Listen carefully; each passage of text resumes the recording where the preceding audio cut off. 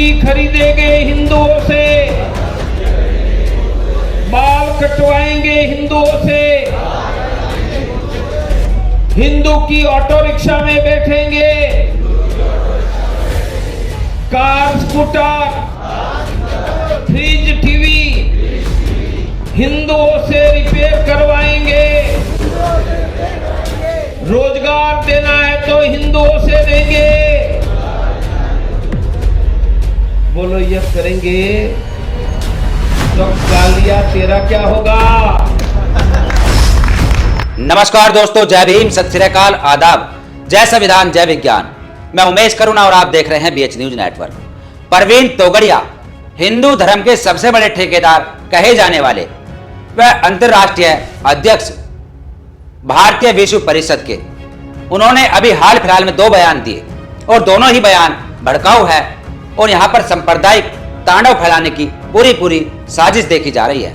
आपको बता दें कि उत्तर प्रदेश के मुरादाबाद में महाकुंभ को लेकर एक आयोजन चल रहा था, जिस सम्मेलन में परवीन तोगड़िया ने शपथ दिलाई और कहा कि सभी हिंदुओं से ही सामान खरीदे, किसी मुसलमान से ना खरीदे। यदि कोई हिंदू बाल भी कटवाता है तो वह हिंदुओं से ही कटाए। यदि कोई हिंदू साग सब्जी खरीदता है तो हिंदुओं से खरीदे। यदि कोई हिंदू गाड़ी, मोटरसाइकिल, फ्रिज, कूलर इत्यादि कोई भी सामान रिपेयर कराता है तो वह हिंदू मिस्त्रियों से ही सही कराए। आपको बता दें कि परवीन तोगड़िया ने जो दूसरा बयान दिया वह बयान है कि सभी हिंदू 3 बच्चे पैदा करें। हम दो हमारे दो का नारा अब फेल हो चुका है और भारत के अंदर जनसंख्या नियंत्रण जो कानून है उसके अंतर्गत रहकर सभी हिंदू 3 बच्चे पैदा करें, जिससे यहां पर हिंदू मजबूत होगा। और वहीं उन हिंदुओं के 3 बच्चों का खर्चा परवीन तोगड़िया उठाने के लिए तैयार है। उनका कहना है कि सभी हिंदू 3 बच्चे पैदा करेंगे तो उनका खर्चा परवीन तोगड़िया उठाएंगे। उनकी शादी व शिक्षा से लेकर पूरे जीवन का खर्चा परवीन तोगड़िया उठाएंगे, क्योंकि इन्होंने हिंदू धर्म की जो ठेकेदारी ली है उस ठेकेदारी का पालन यही करेंगे। हम आपको बता दें कि परवीन तोगड़िया ने जो कहा कि सभी हिंदुओं से सामान खरीदे, और इस पर हम अपना विश्लेषण करेंगे कि हिंदू है कौन। क्या ब्राह्मण हिंदू है? क्या क्षत्रिय हिंदू है? क्या वैश्य हिंदू है? क्या फिर शूद्र हिंदू है? मनुस्मृति के अनुसार जो 4 वर्ण है, इन वर्णों में कौन हिंदू है? और दूसरी बात आती है कि अरे हिंदू दुकानदार कोई दलित व पिछड़ा होगा, क्या उससे भी सामान खरीदेंगे, या केवल हिंदू में जो सवर्ण हिंदू होते हैं उनसे भी सामान खरीदा जाए? यदि हम बात करें छोटे तबके के जो कार्य होते हैं, जिनमें नाई की दुकान का आपने जिक्र किया, जिसमें सब्जी बेचने का आपने जिक्र किया, जिसमें आपने गाड़ी, मोटरसाइकिल, फ्रिज, कूलर रिपेयर करने का जिक्र किया, यहाँ तो सब छोटी जाति के लोग होते हैं। लेकिन यदि कोई स्वीट्स होती है, बड़ी दुकान होती है हलवाई की, या कोई बड़ा शोरूम होता है, वह सब सवर्ण लोगों के होते हैं। क्या यहाँ पर भी भेदभाव किया जाएगा या सभी को एक जैसा समझेंगे?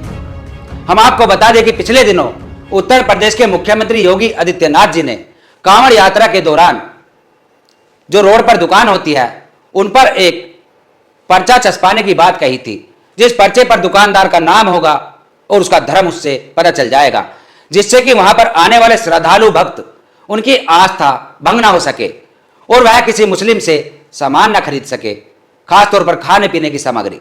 और वहां पर हिंदू धर्म के कहे जाने वाले जो अंग है, पिछड़े व जो दलित समुदाय के लोग हैं, उन्होंने सवाल खड़ा किया था कि योगी आदित्यनाथ जी आप किस हिंदू की बात कर रहे हैं? यदि कोई वाल्मीकि, कोई जाटव, कोई राजभर, कोई प्रजापति अपनी दुकान के ऊपर अपना नाम में अपनी जाति लिख देगा कि वाल्मीकि स्वीट्स, प्रजापति स्वीट्स, जाटव, चमार, राजभर स्वीट्स, क्या उनकी दुकान से कोई सामान खरीद कर किसी की आस्था बनी रहेगी या भंग हो जाएगी? और यदि कोई अग्रवाल स्वीट्स या कोई पंडित जी केले वाले या कोई शर्मा जी फ्रूट्स इस तरीके का लिखेगा, क्या उनसे ही सामान लेना उचित होगा? और यहां पर योगी सरकार तिल मिला गई थी, उस पर कोई जवाब नहीं बना था, क्योंकि यहां पर अपनी जो व्यवस्था है मनुस्मृति के अनुसार 4 वर्णों वाली व्यवस्था को बरकरार रखना चाहते हैं। और दूसरी तरफ बात कहते हैं कि सभी हिंदू एक हो जाओ, कटेंगे तो बटेंगे, एक रहेंगे तो नेक रहेंगे। और यहां पर यह नारा फेल हो जाता है जब जातियों की बात आती है। अभी हाल फिलहाल की घटना है, परवीन तोगड़िया को उस पर भी ध्यान देना चाहिए। उत्तर प्रदेश के बुलंदशहर में एक दलित जवान की शादी को रोका गया। उसका कसूर यह था कि वह दलित समुदाय में पैदा हुआ और वह घोड़ी पर बैठकर अपनी बारात को धूमधाम से निकालना चाह रहा था, और उसके बाद तथाकथित कुछ जातियों द्वारा उसको प्रताड़ना दी गई।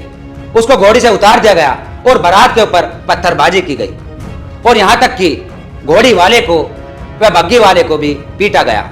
यहां पर परवीन तोगड़िया शांत रहे, क्योंकि यहां पर एक विशेष जाति का वर्चस्व की बात आ जाती है, और परवीन तोगड़िया हिंदू धर्म के बड़े ठेकेदार बनने वाले यहां पर शांत रहते हैं। वहीं हम आपको बताएं कि आरएसएस के प्रमुख मोहन भागवत, जिन्होंने अभी हाल फिलहाल में महाराष्ट्र में एक बयान दिया, उन्होंने कहा कि हिंदू व मुस्लिम करने वाले अब शांत हो जाए, क्योंकि हिंदू व मुस्लिम करने से देश का वातावरण बिगड़ता है, यहाँ का जो माहौल है वह भंग हो जाता है, शांति व्यवस्था चरमरा जाती है, और जो लोग ऐसा कर रहे हैं वह हिंदू धर्म के बड़े नेता बनना चाहते हैं। उन्होंने यह इशारा किसकी तरफ करा, यह बात आप भली भांति जानते हैं। और मोहन भागवत यहाँ पर भी शांत रहते हैं। वह किसी दलित, आदिवासी व पिछड़ों के साथ जब अत्याचार किया जाता है, खासतौर पर जातियों को देखकर, वहां मोहन भागवत व परवीन तोगड़िया बिल्कुल ही शांत रहते हैं। और यही हमारा विश्लेषण था कि परवीन तोगड़िया ने जो बात कही कि हिंदुओं से ही सामान खरीदे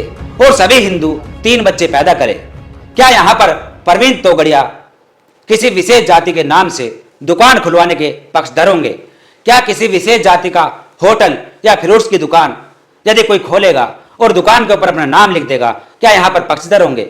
और यदि उस दलित के साथ, उस पिछड़े के साथ कोई अत्याचार होता है किसी जाति विशेष द्वारा, क्या परवीन तोगड़िया यहाँ पर उसके पक्षधर होंगे या उसके पक्षधर नहीं होंगे? क्या उस दलित पिछड़े की लड़ाई लड़ेंगे या नहीं लड़ेंगे? ये एक बड़ा सवाल है परवीन तोगड़िया के लिए। और दूसरी तरफ देश के अंदर अमित शाह को लेकर जो माहौल गरमा रहा है, अमित शाह ने अभी तक अपनी गलती नहीं मानी, और उसको लेकर बसपा सुप्रीमो मायावती जी ने 24 दिसंबर को देश भर में डीएम कार्यालयों पर ज्ञापन देने की बात कही, प्रदर्शन करने की बात कही। अब देखना यह होगा कि देश के अंदर जो माहौल खराब किया जा रहा है, एक तरफ मुस्लिमों को टारगेट किया जा रहा है और दूसरी तरफ डॉक्टर बाबा साहब अंबेडकर जी, जो कि करोड़ों दलितों, आदिवासियों, पिछड़ों व महिलाओं के एक मसीहा है, उनको यहां पर अपमानित किया जा रहा है। कि यह लड़ाई कहां तक जाकर रुकेगी, इस पर अपनी राय जरूर दे, कमेंट्स में 2 शब्द लिखे और देखते रहिए बीएच न्यूज नेटवर्क। फिर मिलेंगे एक ऐसी खबर के साथ, एक ऐसे ही विश्लेषण के साथ। जय भीम, जय भारत, जय संविधान, जय विज्ञान। धन्यवाद। याद करो वह दिन जब मंदिर प्रवेश के समय हमारे साथ जो हुआ था।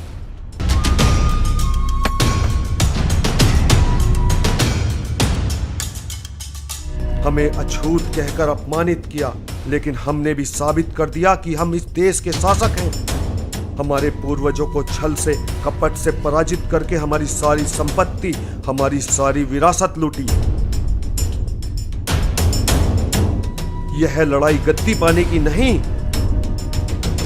यह लड़ाई गद्दी पाने की नहीं, यह लड़ाई है हमारे मान, सम्मान, स्वाभिमान को वापस लौटाने की। चलो अब गुजरात चलते हैं, वहां उन मनु की संतानों को मजा चखाएंगे।